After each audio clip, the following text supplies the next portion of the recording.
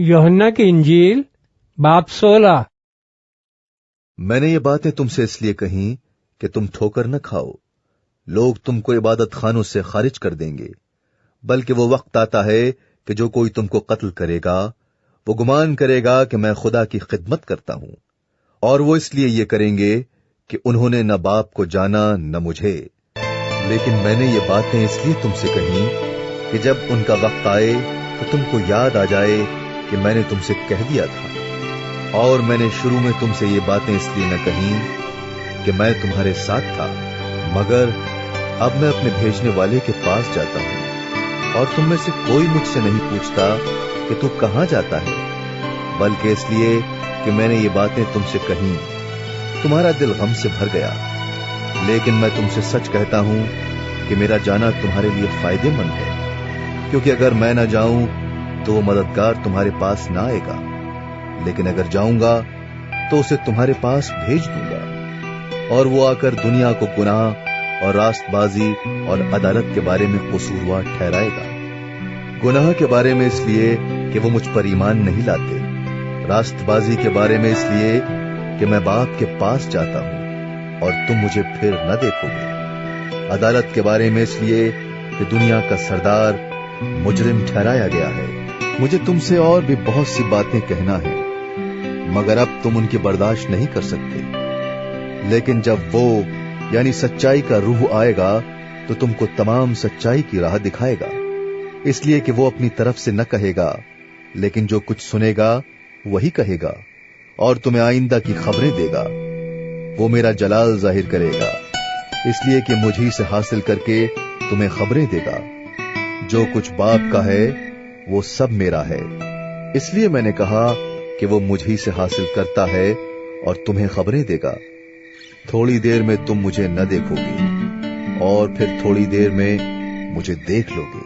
बस उसके बाद शागिर्दों ने आपस में कहा, ये क्या है जो वो हमसे कहता है कि थोड़ी देर में तुम मुझे ना देखोगे और फिर थोड़ी देर में तुम मुझे देख लोगे, और ये कि इसलिए कि मैं बाप के पास जाता हूँ।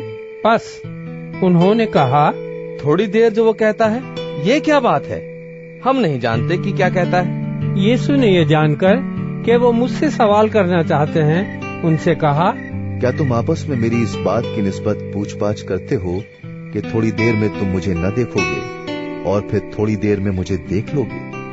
मैं तुमसे सच सच कहता हूं कि तुम तो रोगे और मातम करोगे, मगर दुनिया खुश होगी।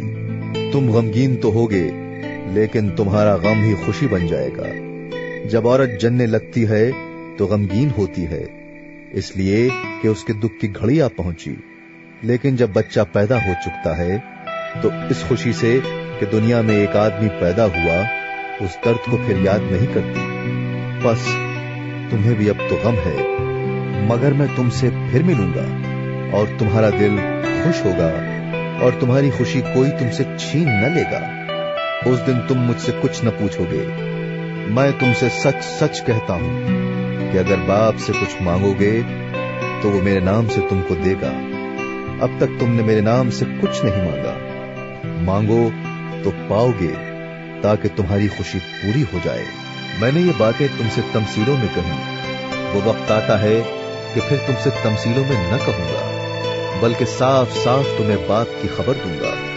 उस दिन तुम मेरे नाम से मांगोगे, और मैं तुमसे ये नहीं कहता कि बाप से तुम्हारे लिए दरखास्त करूंगा, इसलिए कि बाप तो आप ही तुमको अजीज रखता है, क्योंकि तुमने मुझको अजीज रखा है और ईमान लाए हो कि मैं बाप की तरफ से निकला। मैं बाप में से निकला और दुनिया में आया हूं, फिर दुनिया से रुखसत होकर बाप के पास जाता हूं। उसके शागिर्दों ने कहा, देख, अब तू साफ साफ कहता है और कोई तमसील नहीं कहता।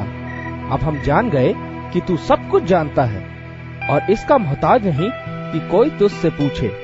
इस सबब से हम ईमान लाते हैं कि तू खुदा से निकला है। यीशु ने उन्हें जवाब दिया, क्या तुम अब ईमान लाते हो?